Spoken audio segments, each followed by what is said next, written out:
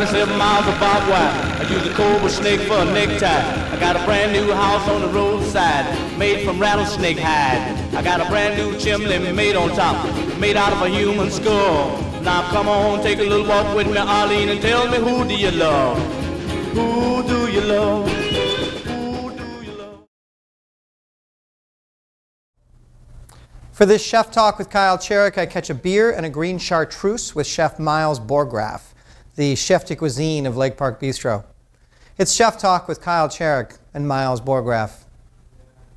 I don't mean this in a combative way, but what gives you the right to cook French food in one of the best French restaurants in the Midwest when you haven't classically trained at a Michelin star restaurant in Lyon or Marseille or outside of Paris, or you know where I'm going?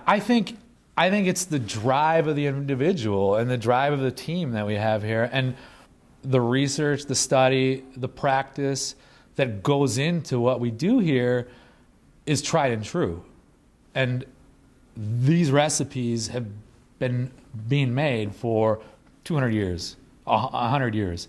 We're not reinventing the wheel.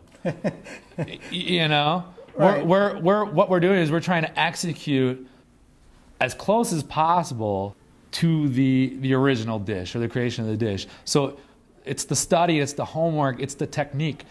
How many times have I had to turn potatoes and I was terrible at it?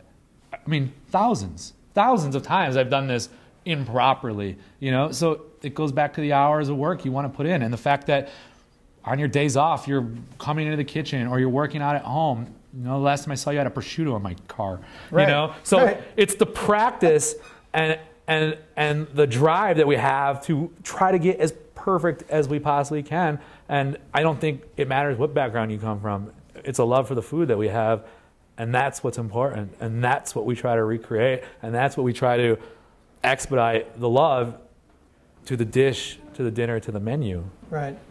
That's what's important to me. I mean, it's cool, right? Because you've got the two brothers, Primo and Segundo, the Big Night brothers, right? Yeah. One's a chef, one's management. And then you've got Adam. And so you've got two James Beard winners. Yeah. That you get to check in with.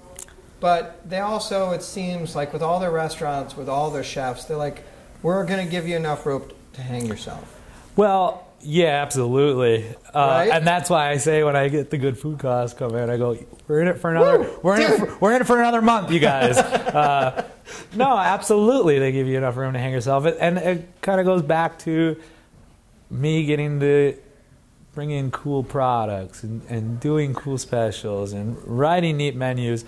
I kind of get a free range when it comes to a lot of that stuff.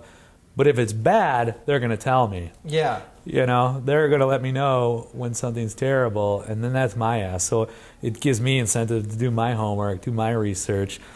It's what they say, 10,000 hours to become good at something. An expert, yeah, or good at, right, accomplished, capable. Good, and I think when it comes to cooking, it's only good enough after 10,000 hours. Yeah. You know, we're talking a lifetime of searching to be able to, I don't know, nothing's perfect. So it's this battle.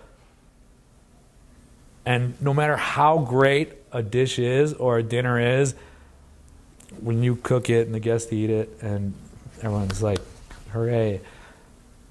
The second that plate goes out, all I start thinking about is, okay, next time we're going to do this. Next time I'll do that.